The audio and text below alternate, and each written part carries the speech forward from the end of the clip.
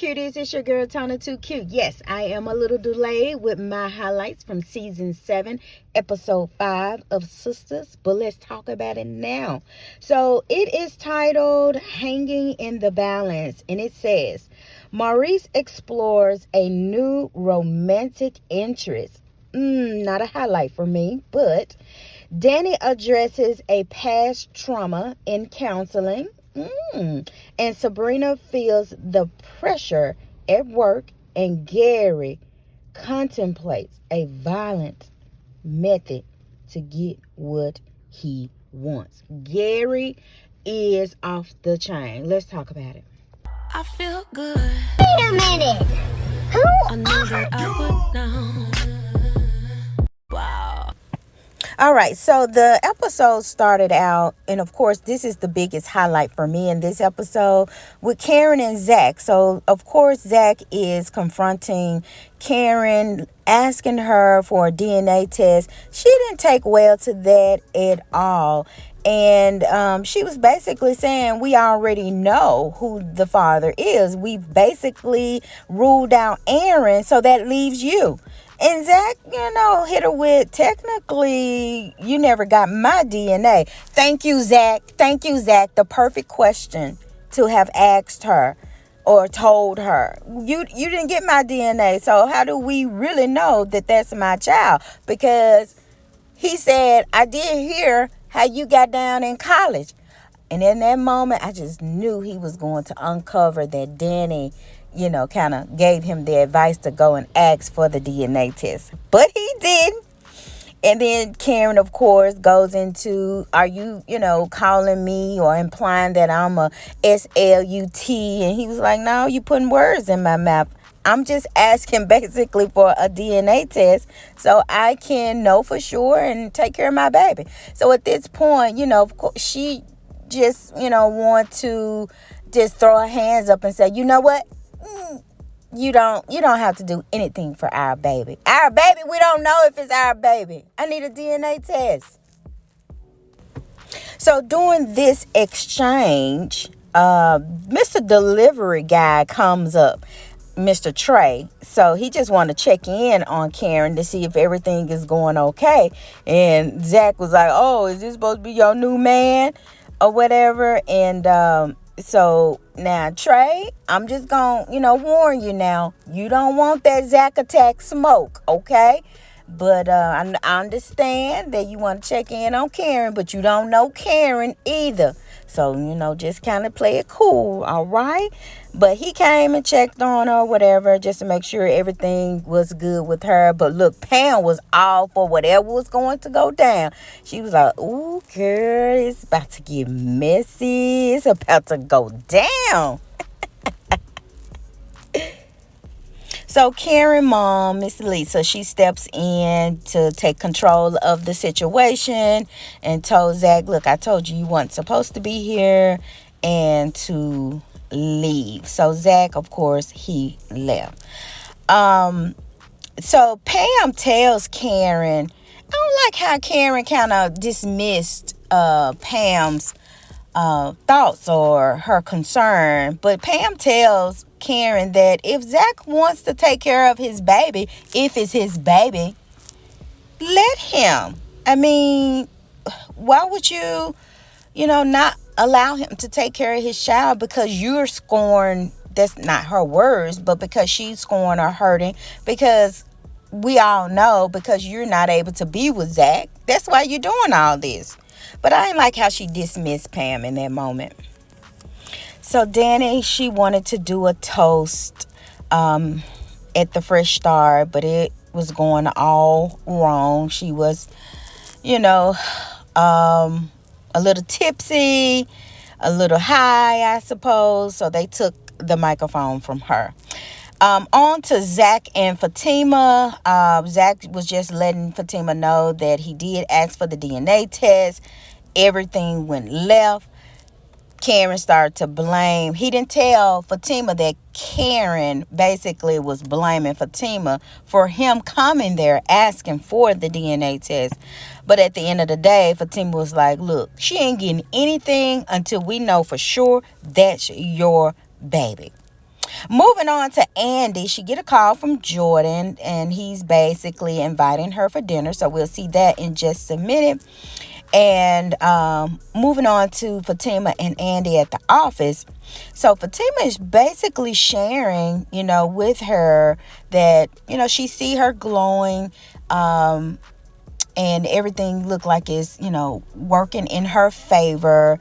And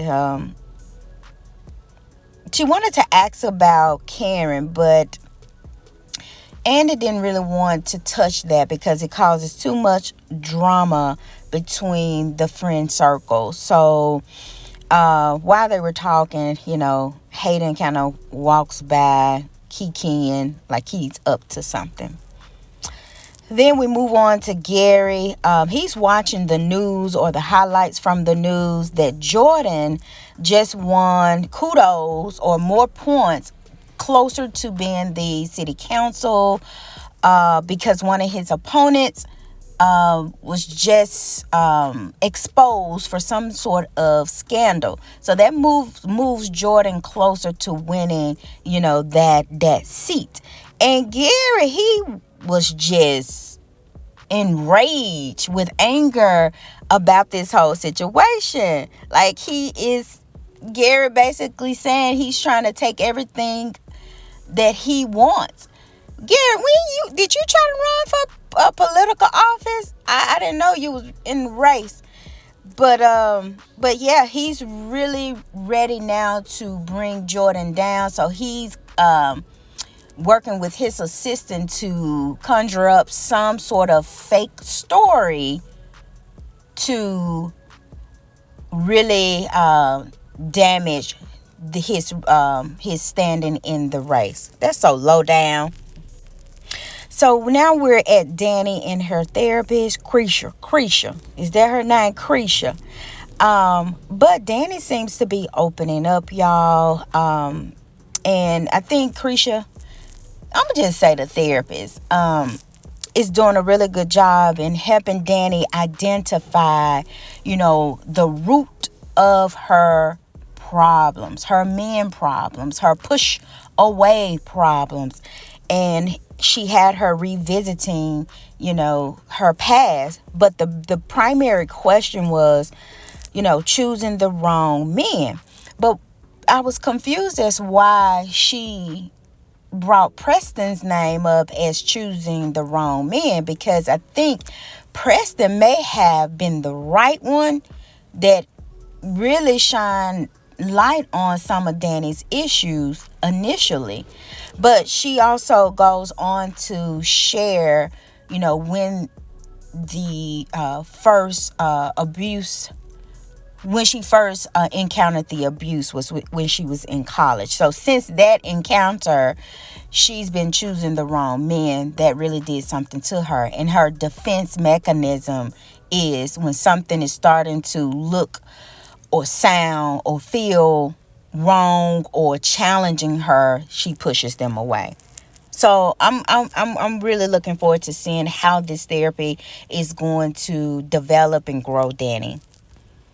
So now we're with Rich and Sabrina. Sabrina visit Rich at his place of employment. He was so excited, y'all, because he's about to break grounds on a new location.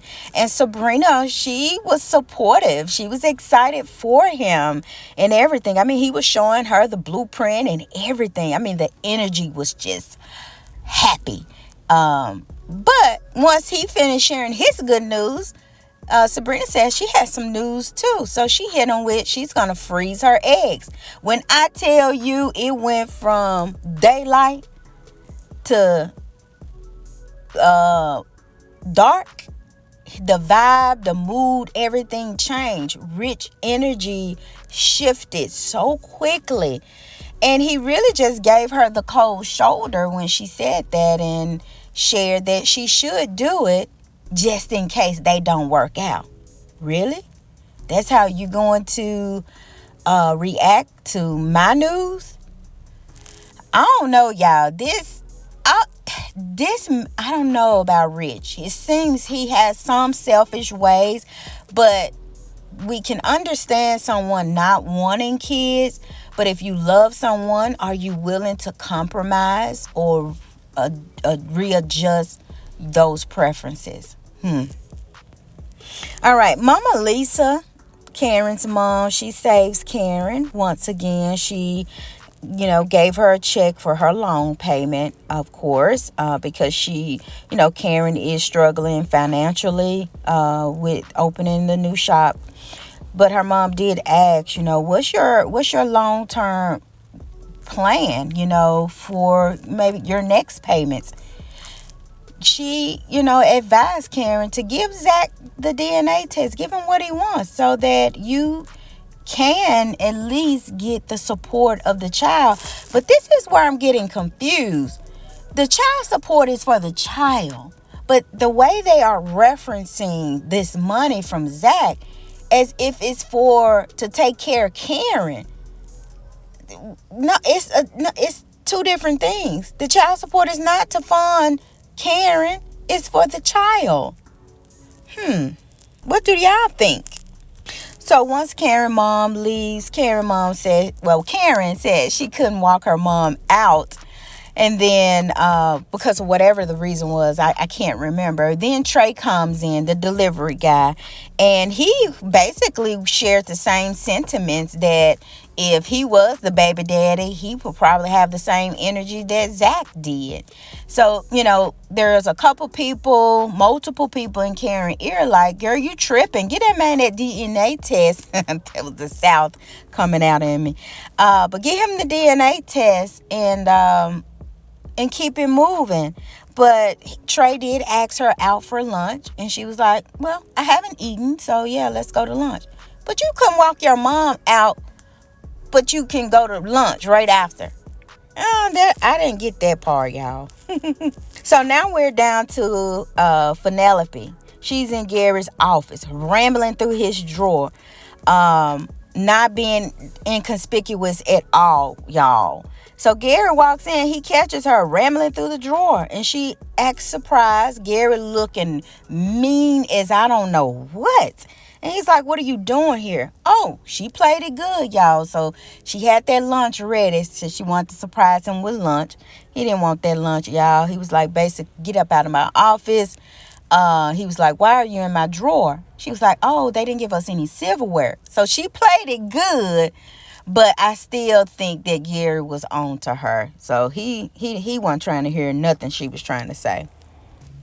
So he did just share with his assistant that we really need to get this story out. So whatever the fake story that Gary is going to leak to the public about Jordan, which is going to be damaging for him in this political race, he's on his assistant. We need to get this done ASAP. So now we're back with Fatima and Andy. They're talking about, the scandal that was revealed about Jordan's opponent.